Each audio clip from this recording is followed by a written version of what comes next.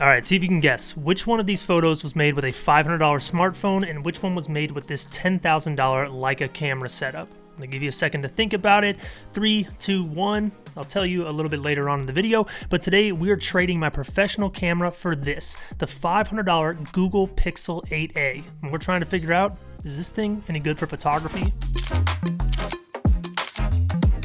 Big thank you to Squarespace for sponsoring today's video. So if you are new here, I've been a professional photographer for the last 10 years. I've been making YouTube videos since 2016, and this is a series on this channel where I take the latest and greatest smartphone, put it in a real-world photography situation, and share my thoughts from the perspective of someone who uses a camera every single day. This isn't going to be a video where we blab about specs and tech. We are trying to answer one simple question. Can this smartphone make good pictures? So the smartphone we're testing today is the Google Pixel 8a. Now, ever since I started this smartphone series, I've received the occasional comment or occasional DM from people telling me I have to try a Google Pixel phone. It seems like everyone who uses a Google phone absolutely loves it for photography. And if I'm being honest, up until this point, nothing ever really caught my attention from Google, but with the Pixel 8a costing $500, I thought this could, one, be a really cool challenge for me as an artist, seeing what I could do with a more affordable phone and what kind of pictures I could make, but it also presented this really cool opportunity because if this phone makes good pictures, it gives access to photography to basically everyone. Because this is a more affordable option, there could be people out there who start their photography journey with a phone that has an extremely low barrier to entry if the photos are actually good. Now, with that said, I did have my doubts going into this test. My hypothesis was that this couldn't be any good. You know, for $500, you're going to get the most basic of everything in terms of picture quality. Yes, it's going to get the job done, but this isn't going to be something that can compare to, say, an iPhone or a Samsung S24 Ultra, or I'm assuming even the Pro Pixel models, which unfortunately I haven't had the chance to use, but I imagine they're in line with all the other professional smartphone models out there. But spoiler alert, I was a little bit wrong in that hypothesis, so let's talk about it. So for today's test, I wanted to switch it up and do some product photography with these New Balance sneakers. I did this as my job at Epitome ATL, and product photography will give you a very clear picture, pun intended, of what a camera is capable of. And like all good experiments, I wanted to include a control group with this test, so I made all the exact same photos that I made with the Pixel using my $10,000 Leica setup, just so we have something to compare these phone images to. Now, first and foremost, I made sure the Pixel 8a was shooting in RAW photo. This is essential to being able to edit the images, get all the data and the best photo possible. You can get away with JPEG, but in my opinion, RAW just gives you a much better test because you can see how the images edit and get a real idea of how these photos stack up to any other professional camera out there. Now, immediately the first thing I noticed about these smartphone images was how natural they looked. Compared to any smartphone I've used on this channel, these are the most non-digital feeling images I've ever made, especially when using an external light source. It seems like a lot of smartphones have issues when I'm using my Aperture 120D or any external light, but with the Pixel 8a, the images look really like not smartphone like, if that makes sense. If you're used to, you know, sometimes iPhone images looking like chunky in the highlights or having some weird exposure, for some reason these Pixel images felt really balanced and it handled this external light better than any smartphone I've used, which was a huge surprise to me. Now, the RAW files on the Pixel 8a edited extremely well. I would say that the edits on the Pixel look very similar to the edits I achieved with the Leica SL2. Side by side, they look very similar. Obviously, there's going to be a little bit of a difference when it comes to how the colors edit and just the files in general, but they're really close. I would say the same general overall look is achieved, which once again surprised me because with a lot of other smartphones, especially Samsung phones, there are issues with white balance, but it seemed like the Pixel had that white balance dialed in nicely and there wasn't any weird color casting going on. Really, after this test, the only notable difference between the Pixel 8a and, say, a professional Leica camera is something that should be obvious and expected to everyone, which is resolution. The Pixel 8a images, when you zoom in on them, are not as sharp as the Leica images, or I would presume any photo made with a mirrorless camera, and we all should expect that. Even though this phone is a 64 megapixel sensor, I believe, I might be a little bit wrong on that, it still doesn't have the same lens as something you would put on any other camera, so there isn't going to be this clarity that comes when you zoom in on your photos. Now,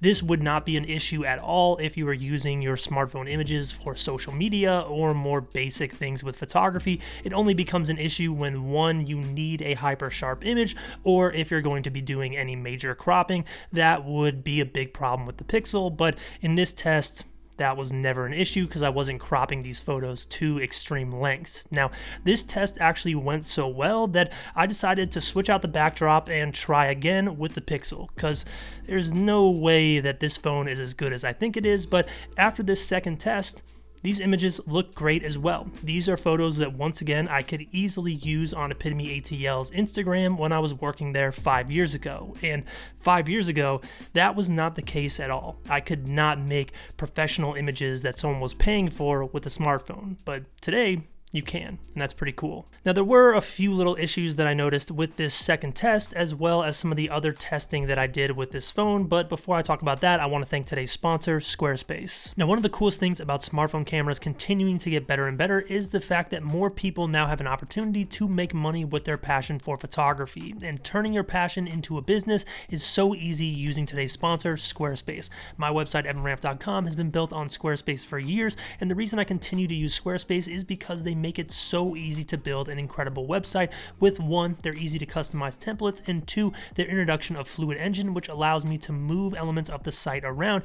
Even on mobile, I can have a different setup versus desktop, and that custom control is something that I haven't found on other website platforms, and I have no web design experience, so if I can do it, you can do it as well. Squarespace also offers options for e-commerce as well as courses. My free course is built on Squarespace, and their course tools are so easy to use. If you have any knowledge that you're trying to monetize, Squarespace courses is a great way to do that. You can also contact your customers and build an email list with their marketing tools, and they have SEO tools to help you be found through search. So if you're looking to do things like portraits, you can add a contact me page to your website and use their SEO tools to make it easier for people in your area to find you. Squarespace is a no-brainer for anyone looking to take their photography to the next level and potentially make money with their craft. So what I have on this channel is a bunch of different tutorials breaking down different elements of Squarespace sites. I'll go ahead and link those in the description down below. The first one in that list is a full breakdown of how I built my homepage. So if you want a website like mine, just follow that video, and you can go to squarespace.com/EvanRamp to start a free trial while you follow along with that tutorial. And when you're ready to sign up and send your site live, use code EvanRamp to save 10% at checkout. That's squarespace.com/EvanRamp to start a free trial, and use code EvanRamp to save 10% at checkout when you're ready to send your site live. Big thank you to Squarespace for sponsoring today's video. So when I went out to do some more testing with this phone, and when I was looking at the images in post, I did notice a few shortcomings with the Pixel 8a. One being this digital noise and grain that you get in some of the details on the second product shoot images. When you zoom in on the New Balance logo, especially in this photo, you will notice this grain and artifacting on the logo. Not sure what's causing that, but it is something to be aware of. You could easily compensate for this with something like denoise in Lightroom, but it is there. And when I took this out and did another quick macro test, this photo of a flower just doesn't look great. I think the bokeh on this image is hideous. If you're trying to get that dreamy background blurry look to your photos, this might not be the best option out there. I think other smartphones I've used had much more appealing bokeh, but when it comes to capturing details, this did a fine job, which I think is what most people would want it to do. A lot of people aren't using smartphones to get dreamy backgrounds unless they're using portrait mode, which portrait mode on this camera unfortunately still is not able to capture images in RAW, which until a smartphone does that, portrait mode is something that is cool, but not something I consider a professional option because you can only get JPEGs. Now with this additional time with the Pixel 8a, I went out to a location that I tested the iPhone 15 Pro at, and the images I made with the Pixel blow the iPhone photos out of the water. Now you could say that lighting is a factor here, but I absolutely love these Pixel images. They look like photos photos that I would make with my Leica SL2. The lifelikeness of them, the highlights and shadows, the contrast, the colors, everything looks beautiful on these, and if you just showed me them, I would have no idea they were made with a smartphone. This set of images right here, as basic as they are, impressed me more than anything in this video. I cannot believe these photos were made with a phone, and that's really cool. If you're trying to make art or you're trying to make more artistic images, this is definitely an option to get into photography with. Now, when I took this out to do a quick wide angle test, I also noticed that the wide angle photos look good. Now, the megapixels do drop when you're using the ultra wide on this camera, but some of the problems I've seen in other smartphones, like a lot of noise in the corners, a lot of distortion in the corners, didn't seem like it was there, and definitely unexpected because this is once again a $500 phone. Now, I didn't do a lot of testing with the zoom features. In my opinion, zoom on smartphones is just not something I really care about. If this video gets, say, 1,500 likes, I'll go out and do some street photography with it, and I will make sure to test the zoom and the ultra wide more, and I'll also test the low light more. Now, there could be a little bit of bias here because I'm so used to the iPhone, but I did not find it easy to get the RAW files off of this phone. I had to go in and delete the JPEG that was paired with each RAW file and then transfer the RAW file using Google Drive to my computer, which is just an extra step that added a lot of time to this video. Is it the end of the world? No. But when you try to use this as more of a professional tool, having that speed taken away from your workflow and spending so much time transferring files is a massive headache. Now, once again, this could be user error on my part or a little bit of bias. I might have been doing something wrong. This is my first time using a Pixel phone, but in this quick test, compared to any other phone, I just felt like it should have been easier for me to navigate the menus and get the files off the camera easily. Yo, I don't know how I almost forgot this. From the beginning of the video, the image that was made with the smartphone is image B, and image A was made with the Leica SL2. Pretty insane, right?